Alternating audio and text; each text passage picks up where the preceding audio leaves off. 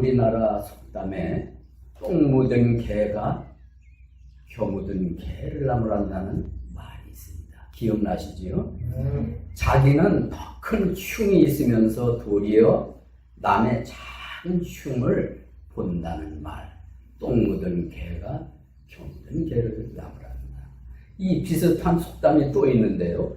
그슬린 돼지가 달아맨 돼지를 타령한다. 이런 말들이 있어요.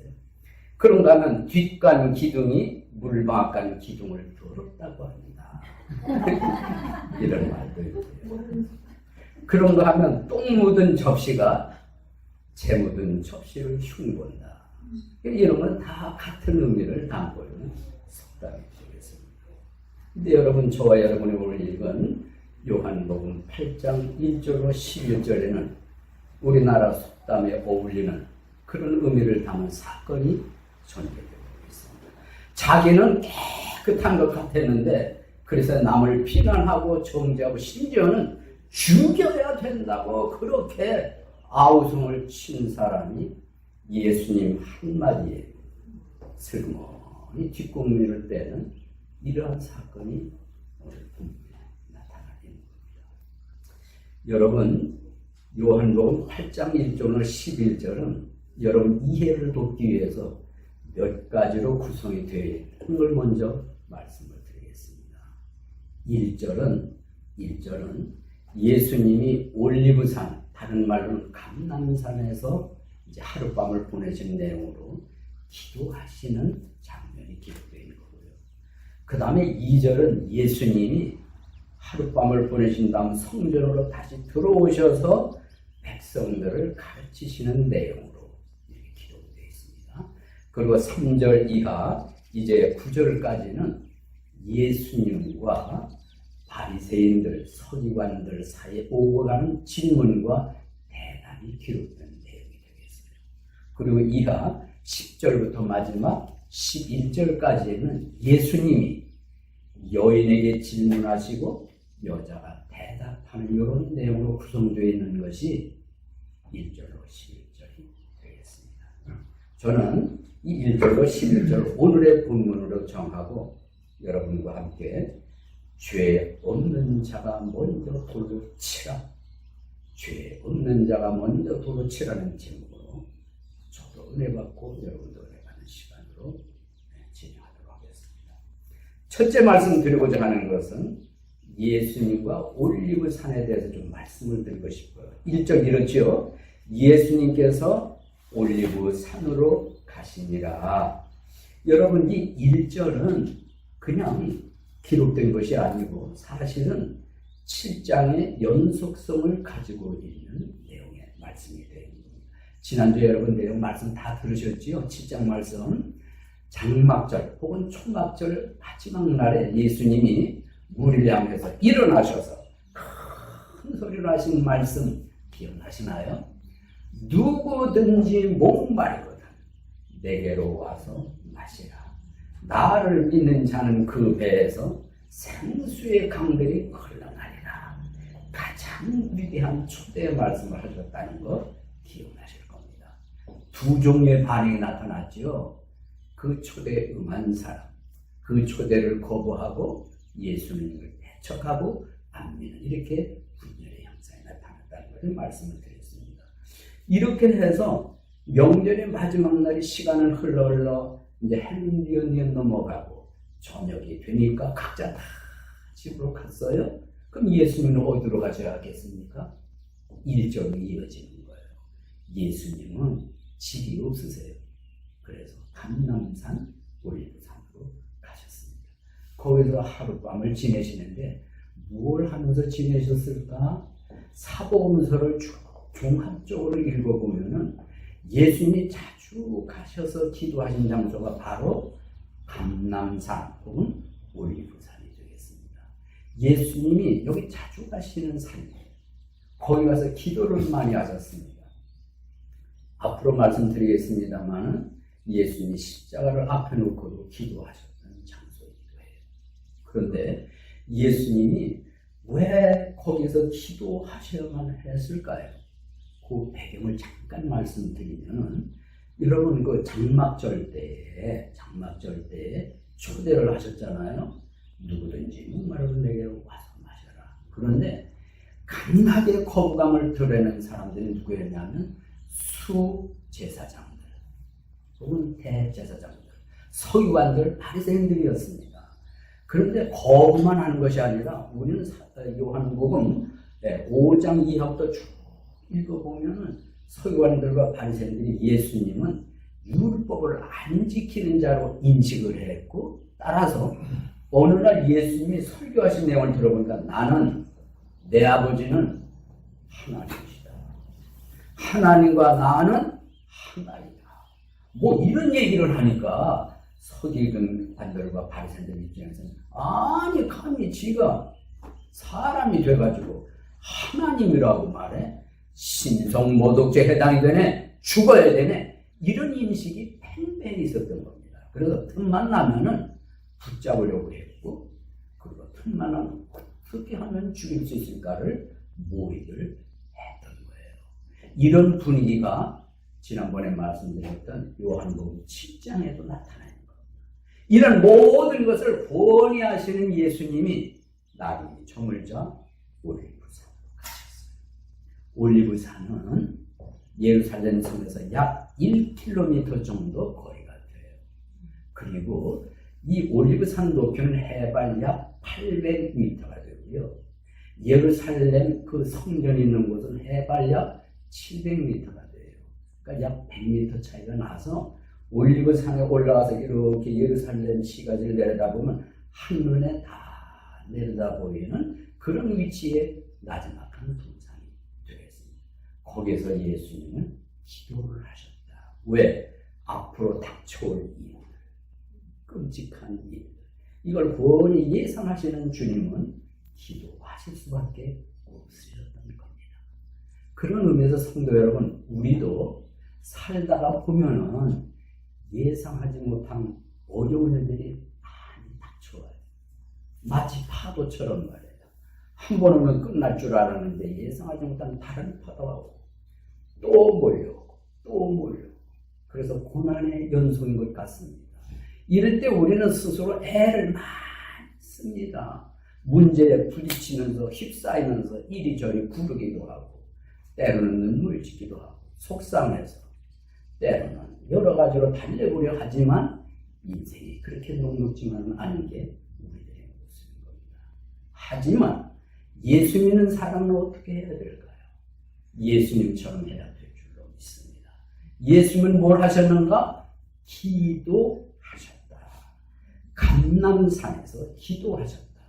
그 감람산은 익숙하리만큼 자주 오가시고 기도에 고정된 장소라 해도 지나친 표현이 아닌 거예요.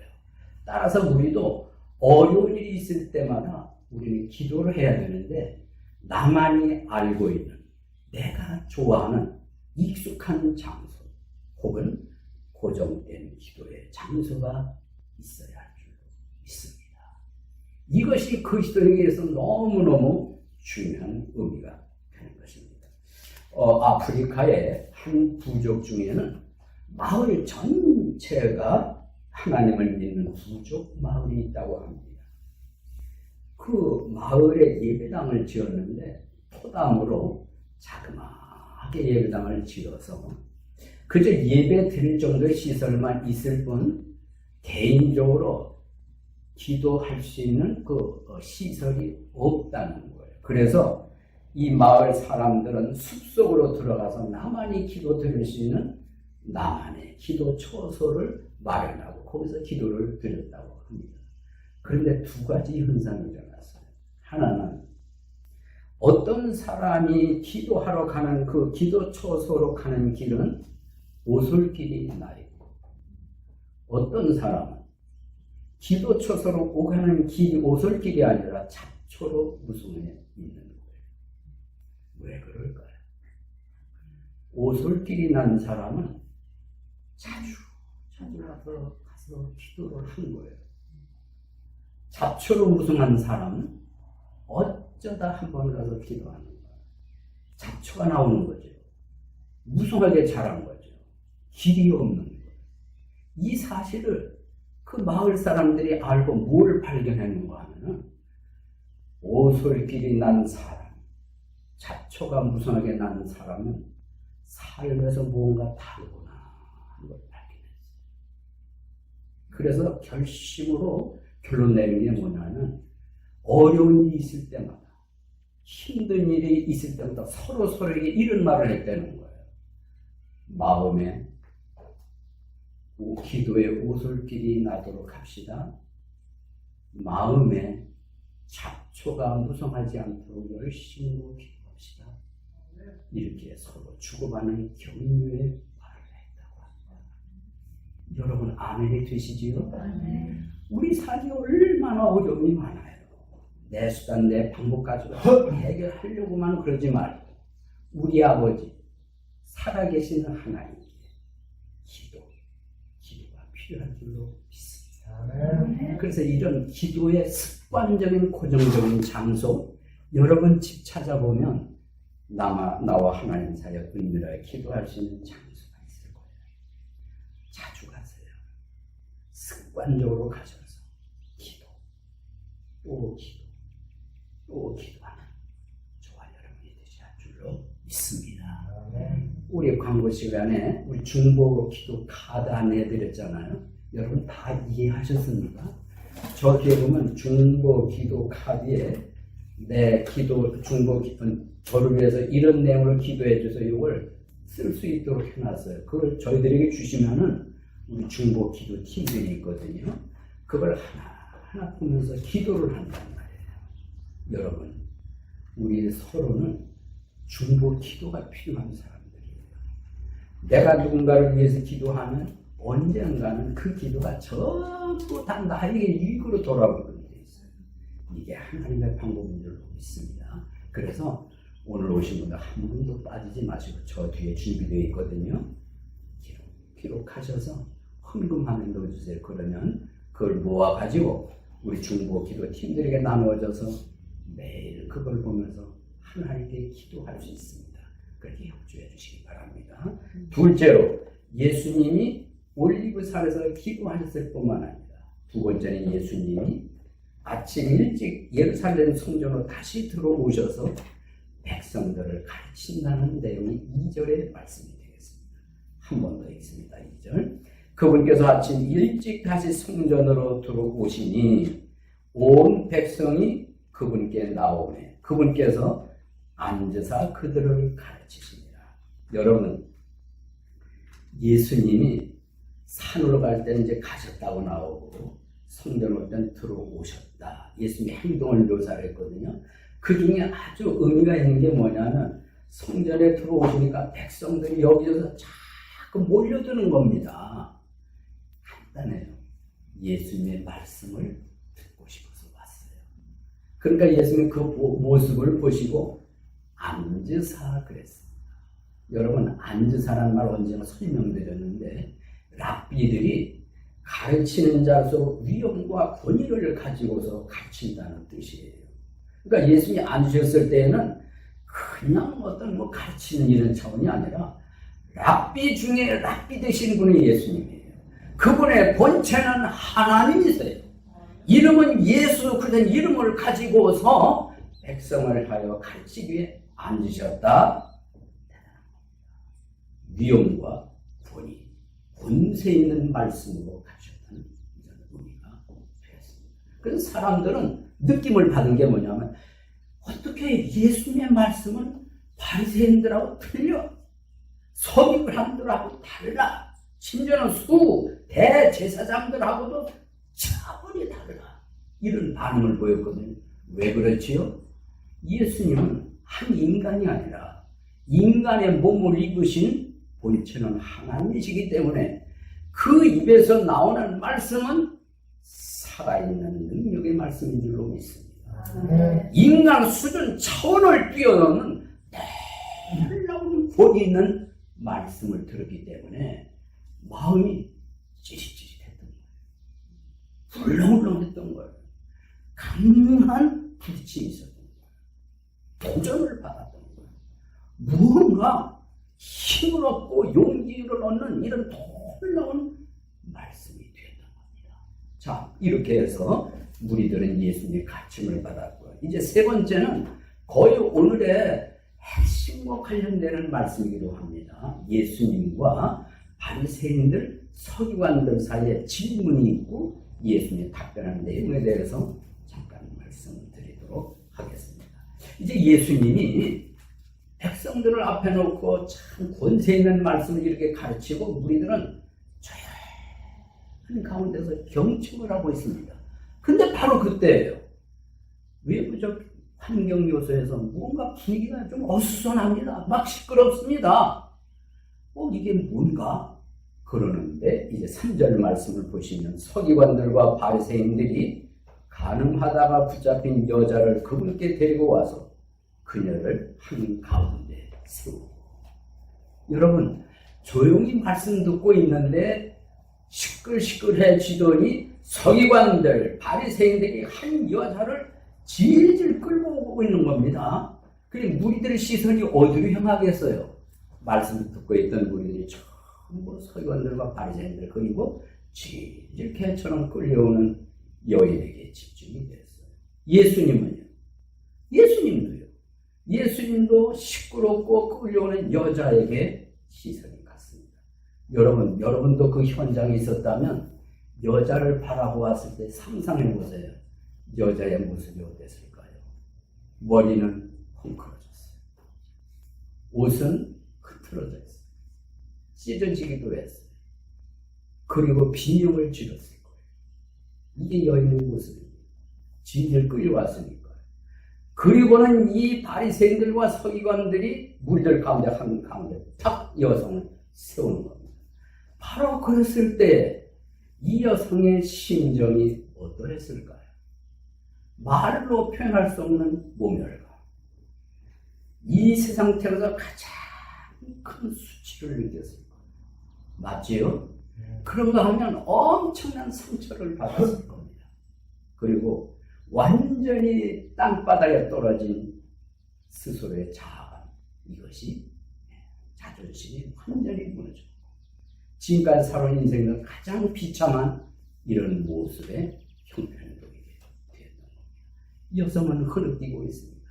그런데 바로 이때에 서기관들과 바리새인들이 예수님께 질문을 해요. 그 질문 내용이 뭐냐면 이제 4절에 있습니다. 그분께 이르되 선생님이여, 이 여자가 간음하다가 현장에서 붙잡혔나이다.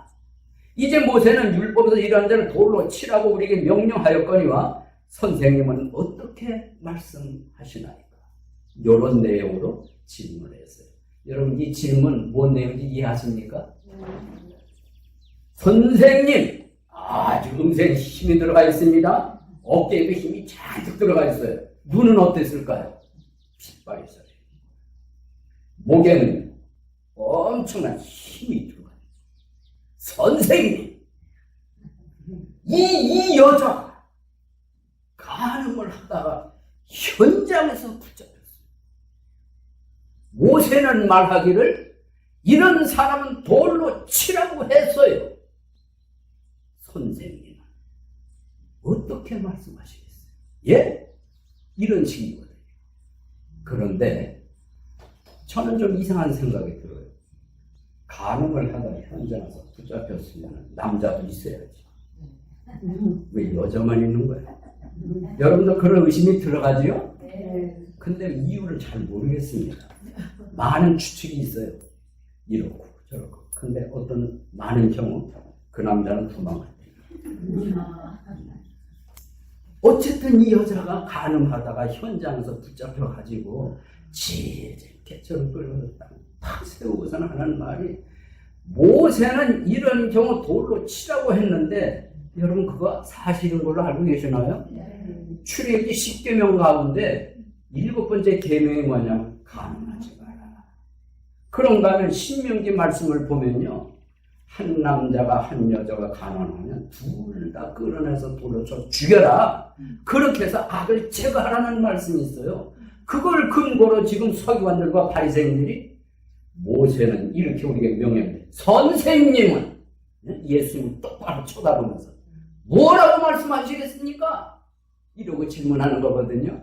그런데 왜 이런 질문을 하지요? 아니 형제라서 잡혔으면 그 자리에서 처리할 일이지 왜 예수님께를 데려와서 질문하냐 이런 얘기입니다. 그런 의도에 대해서 요한복음을 기록한 사도 요한이 이렇게 설명하고 있습니다. 이제 6절 말씀을 보겠습니다. 그들이 그분을 뭐하며? 시험하며 이렇게 말하는 것은 그분을 다 같이 고소하려 함이더라. 아하, 질질 여기까지 끌려온 데는 서기관들과 바리새인들의 목적이 있는 거예요. 그 목적은 뭐냐? 예수님을 꼼짝달싹 못하는 딜레마에 빠지도록 하는 시험을 하고 있다는 거고, 나아가서 고소하기 위해서 이렇게 질문한다고 사도 요한은 설명을 하고 있습니다. 여러분, 이 서기관들과 바리새인들의 질문은 뭐냐 하면, 이제 제가 이렇게 설명드려요. 예수님 밤새 감람산 기도하셨잖아요. 그 시간에 서기관들과 바리새인들은 어떻게 하면 예수님을 꼼짝달싹 못하게 붙잡고 죽이지? 모의를 하고 있었어요.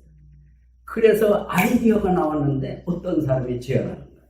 우리 가늠하는 여자를 색출해내자.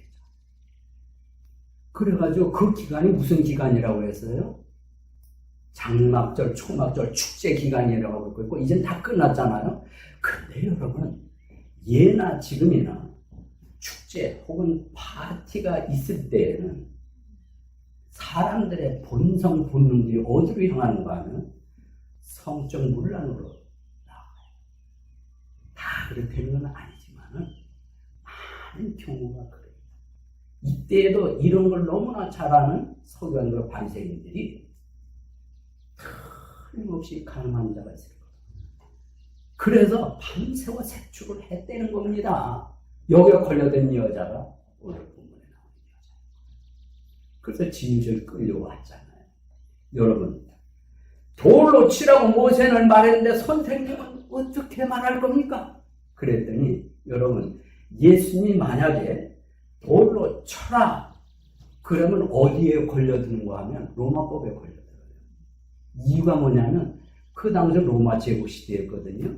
로마 법하에서 이렇게 살아가요. 예수님이 돌로 치면 죽이라는 얘기인데 로마법에 저촉이 되는 거예요.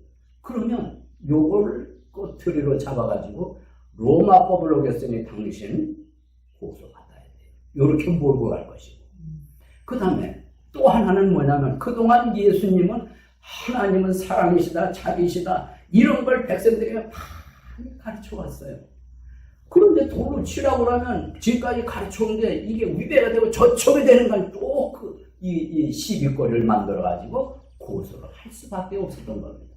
그러면 반대로 이번에는 그 여자를 돌로 치지 말아라 이렇게 대답을 할 경우 어떤 일이 될까요?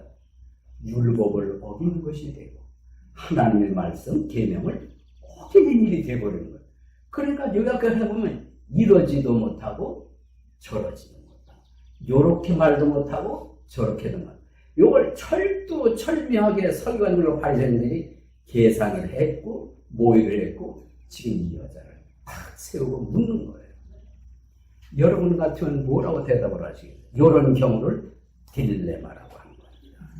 앞으로 갈 수도 없고 뒤로 갈 수도 없고, 네. 왼쪽으로 갈 수도 없고 오른쪽으로 갈 수도 없고 이런 경우가 딜레마. 장기로 말하면 외통수에 걸린 거예요. 꼼짝할 수가 없는 겁니다. 그런데 예수님 이렇게 질문을 듣고 그게 뭔 소리를 하는가 하면 못 들은 척 하시면서 행동이 뭐냐면 허리를 구부리시고 그 다음에 땅에다 뭘 쓰셨다? 글을 쓰셨다. 이렇게 나옵니다. 이걸 보면 지금 서기관들과 바리새인들의 표정은요 지금 막 다그치는 것이고 답변을 재촉을 하고 눈에는 핏발이 서 있고요. 아이고 분위기가 삭막합니다. 그럼에 비해서 예수님은 여유가 있었어요. 몸을 구부리시고 딱 글을 쓰시고 무슨 글을 쓰셨을까요? 궁금하시죠? 네. 사도 요한이 그걸 좀 기록해놨으면 속 시원하겠네요. 그 내용은 안 썼어요. 궁금하라고. 그래서 몰라요. 알 수가 없습니다. 모르는 게 정상이에요. 그렇게 이렇게 글을 쓰고 있으니까 서기관들과 바리새인들이 자꾸 재촉 다그치면서 질문을 퍼붓습니다. 서기관들과 바리새인들이 몸을 굽혀 땅에 쓰시는 예수님을 향해서 선생님, 신명기 말씀 아시나요? 선생님, 우리가 증인입니다. 선생님, 이 여자를 보세요. 고개를 숙이고 죄를 인정하고 있지 않습니까? 선생님, 돌로 칠까요? 말까요? 대답 좀 하세요. 이렇게 다가치는 모습이 되겠습니다. 여러분 상상이 되시지요? 그랬더니 예수님이 이렇게 다그치는 서기관들과 바리새인들에 대해서 이제 드디어 입을 열어서 말씀을 하세요. 대답을 하세요. 구부렸던 몸이 일으켜 세우시면서 이런 말씀을 하십니다. 그 유명한 말씀 이제 7절 중간입니다. 너희 가운데 다 같이 있습니다. 너희 가운데 죄 없는 자가 먼저 그녀에게 돌을 던지라.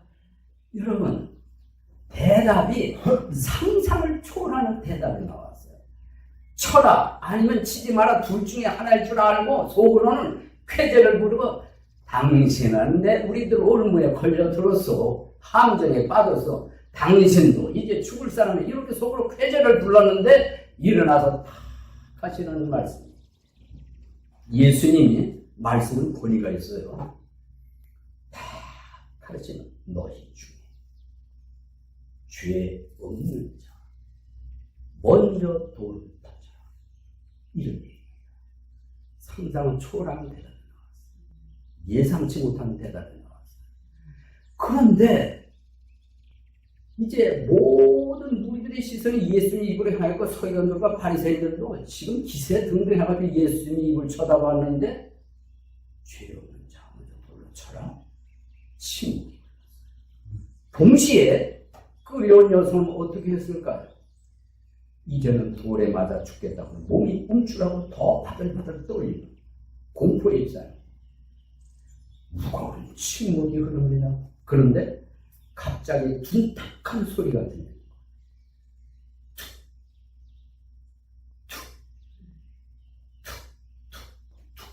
무슨 소리지요?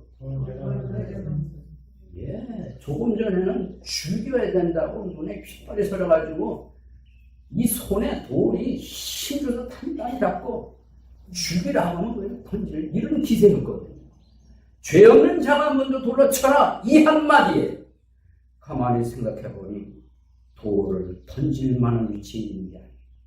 내게도 죄가 있는 거예요. 죄가 있는 거예요. 자신이 없는 거예요. 그래서 돌을 지켜냈던 팔이 내려오고 움켜 잡았던 손에서 돌을 땅바닥에 툭 떨어졌다. 성경은 말씀합니다. 나이 많은 사람부터 시작해서 젊은 사람까지 돌을 땅바닥에 떨어뜨리고 빠져나갔다. 예수님은 그 말씀을 해서 땅에 또 코리를 또 글을 쓰셨거든요. 자, 몇 번 쓰신 겁니까? 예, 2번. 무슨 내용을 썼습니까? 정답은 몰라요. 사람들은 이런 장면이 나오면 호기심이 생겨가지고 어쨌든 이제 상상의 날개를 펼쳐서 알아보려고 하는데 이런 저런 얘기가 많은데 그 중에 하나는 뭐냐면 구약 성경을 인용을 하는 거예요. 하나님이 글을 쓰셨다는 거지. 언제? 십계명 돌판에 하나님 직접 새겨주셨대요. 근데 요거를 모세가 깨뜨렸거든요. 이유가 있어요. 이스라엘 백성 금송아지 만들어 놓고 이게 우리를 인도한 신이라고 그러면서 먹고 마시고 춤추고 죄를 졌잖아요. 이 모습을 본 모세가 십계명 돌판을 던졌을 때 산산조각났다. 그런데 두 번째 십계명을 받으러 또 올라오라. 그랬을 때도 하나님께서 또 이걸 생각을 해내고 그 하나님이 인간의 몸을 입고 이 세상에 오신 분이 예수님인데 현자서 붙잡힌 영을 얻고 한 번 엎드려 쓰시고 또 한 번 엎드려 쓰시고 그러면 쉽게 널 쓰신 게 아닐까? 이렇게 상상을 하는 겁니다. 네. 믿거나 말거나 하지만 중요한 건 뭔가? 너희 중에 죄 없는 자가 도로 쳐라. 다 빠져나갔습니다. 주변에 몰려섰던 사람들 다 빠져나갔습니다. 여러분, 우리가 때로는 서기관들과 바리새인 같은 행동을 할 때가 있습니다. 그게 우리의 모습인 거예요. 잘난 거 없으면서 잘난 척하는 거예요. 죄가 있으면서 없는 척하는 거예요.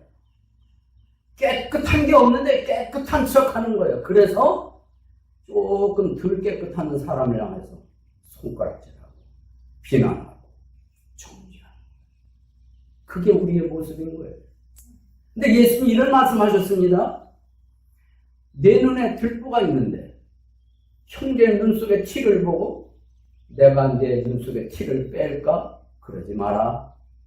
먼저 내 눈 속에 들보를 빼라. 그래야 제대로 보고 형제 눈 속에 티를 뺄 수 있을 것이다. 이런 말씀 기억나시죠? 이게 저와 여러분 주시는 교훈인 줄로 믿습니다. 우리 삶이 참 제대로 이게 못 배우면은 알지도 못하면서 아는 척, 더러우면서도 깨끗한 척, 죄가 있으면서 죄가 없는 척 하기가 쉬워요. 거기서 끝나면 괜찮아. 그렇지 아니한 다른 사람을 향해서 비난, 정죄하는 거, 이거 우리 삶에서 버리고 멀리하고 또 조심해야 할 줄로 믿습니다.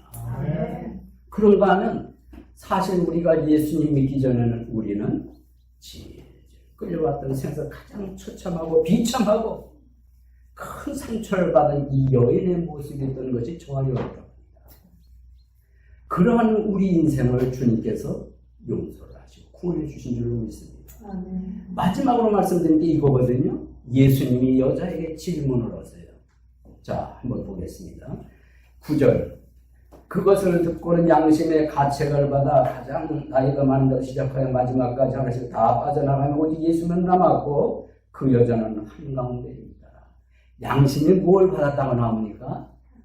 가책. 그래서 다 빠져나갔지요. 여러분, 이게 재미있는 표현인데, 여러분 양심의 가책 받을 줄 아시나요? 그러면 제대로 된 사람.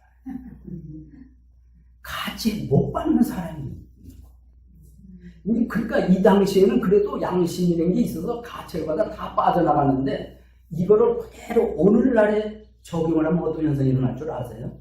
예수님이 오늘날 이와 똑같은 상황, 너희 중에 죄 없는 자가 먼저 돌을 치라 그러면 많이 돌을 친대. 왜? 양심의 가책을 못 받아요. 그만큼 양심이 무죄이기 때문에. 다른 말로 말하면 죄를 여기지 못하고 죄를 우습게 보는 거예요. 가볍게 보는 거예요. 저와 여러분, 이 양심이라는 것이 민감해야 할 줄로 믿습니다. 그래서 예수님이 다 빠져나가고 오직 두 사람이에요. 여성과 예수님뿐이에요. 그래서 예수님이 질문을 합니다. 예수님이 그에게 이르시되 10절 여자여 너를 고소한 그 자들이 어디 있냐? 아무도 너를 정죄하지 아니하였느냐? 요 세 가지 단어거든요. 제일 먼저 여자여 그랬습니다. 여러분, 이 표현은 우리가 요한복음 강의에서 어디서 이런 표현이 나왔죠? 가나 혼인잔치에서 육신의 어머니 마리아에게 예수님이 여자여 그랬거든요. 설명드렸지요. 이거는 우리가 느끼기에 이게 뭐 어떻게 엄마고 여자요 그러나 이런 얘기지만 그 나라에서 그 당시에 이런 표현은 높임말이고 존경말이고 수줍은 고상한 표현이다 이런 것도 말씀드렸습니다. 맞지요? 네. 그 표현을 지금 예수님은 여인에게 했습니다. 의미가 있잖아요. 이 여인은 지금 죄 때문에 죽어마땅하고 그리고 그렇게 모든 사람을 보는 가운데 심한 수치심을 느끼고 모멸감을 느끼고 완전히 인생 바닥에 떨어진 자기를 예수님이 뭘로 대우해 주시나? 여자예요. 할렐루야. 네. 이거 우리 배워야 돼요. 우리 가운데 죄 가운데 빠져 있다가 구원을 받아 우리 교회 생활을 하면은 형제 자매로 대우해야 돼요. 옛날 못된 거 그대로 기억하고 잘못한 거 그대로 끄집어내서 그걸 연상하라면 안 된다는 의미를 우리에게 주시는 거예요. 예수님이 그런 마음을 가지셨어요. 이전 것은 다 잊어버리고 이전 것은 다 지워버리고 예수 믿는 사람, 하나님의 형상을 닮은 한 인격체로서의 존중, 그 표현을 예수님은 여자예요. 이 여성이 얼마나 감동했을까요? 얼마나 감격했을까요? 저와 여러분도 부부 사이에서, 이웃 간에서, 교회, 형제 자매에서 이런 자세의 호칭이 있어야 할 줄로 믿습니다. 너 고소하는 적 어디 있냐? 정죄한 적 없냐? 그랬더니 여자가 대답을 했어요. 뭐라고 대답을 했지요? 주여, 주여, 다 같이 아무도 하지 아니하였나이다. 고소하는 자도 없어지고 정죄하는 자도 다 사라졌습니다. 근데 여러분, 사람들은 고소하고 정죄하는 게 없어졌지만 이제 예수님이 남은 거예요. 이 세상에 어떤 사람의 고소, 이 세상에 어떤 사람의 정죄보다 가장 민감한 정죄, 정확한 정죄는 예수님이 하시는 거거든요. 그럼 예수님은 뭐라고 하시나? 그것을 끝으로 보겠습니다. 11절. 그녀가 이르되 주여 아무도 하지 않았나이다 하며 예수님께서 그에게 이르시되 다 같이 나도 너를 정죄하지 아니하노니 가서 다시는 죄를 지지라. 아멘. 나도 너를 정죄하지 않는다. 그러니까 그녀의 죄를 그냥 다 덮어주시고 용서를 하시는 거예요. 정죄하지 않는다. 여러분, 그런 다음에 부탁하신 게 있어요. 가서 다시는 죄를 짓지 마라. 새로운 삶을 살도록 격려의 말씀을 해주셨습니다. 이것이 우리 하나님의 사랑인 줄로 믿습니다. 성도 여러분, 우리가 이 세상에서 예수 믿음으로 오는 가장 큰 감사, 큰 기쁨이 뭐냐면 예수를 믿는 자에게는 결코 정죄함이 없나니, 이 말씀이 마음에 젖어 들어올 때, 확신으로 들어올 때 가장 큰 은혜와 특권과 축복을 받은 사람인 줄로 믿습니다. 그래서 여러분 고백할 수 있나요? 나는 예수님 안에서 정죄함이 없습니다. 이렇게 고백할 수 있다면 가장 큰 은혜를 받은 자요, 큰 축복을 받은 자인 줄로 믿습니다. 결론을 맺겠습니다. 오늘의 말씀이 하나의 이야기거리 같지만 자세히 읽어보니까 다 저와 여러분을 두고 하시는 말씀이에요. 우리의 모습인 거예요. 이제 여러분이 구원받아 새로운 삶을 살도록 예수님께서 다 용서해 주시고 정죄하지 않는다고 하셨으니까 우리는 부탁을 받아들여야 되는 거예요. 다시는 죄를 짓지 마라. 우리가 다시 죄를 지으면 어떻게 됩니까? 개가 토하였던 걸 다시 먹는 격이 되는 것이고, 돼지가 씻었다가 지저분한데 다시 눕는 것과 똑같다. 이제 여러분, 죄를 미워하는 삶, 멀리하는 삶, 깨끗하게 사는 삶으로 나가는 저와 여러분이 되셔야 할 줄로 믿습니다. 아멘. 하나만 더 강조해 드릴게요. 예수님은 여성을 여자요, 이렇게 호칭한 거죠. 그런 수준의 호칭을 저와 여러분이 모두에게 할 수 있게 되기를 간절히 바랍니다. 아멘. 주님의 은혜가 여러분 삶에 풍성히 임하시기를 바랍니다. 아멘. 우리 모두 일어나셔서 찬송합니다.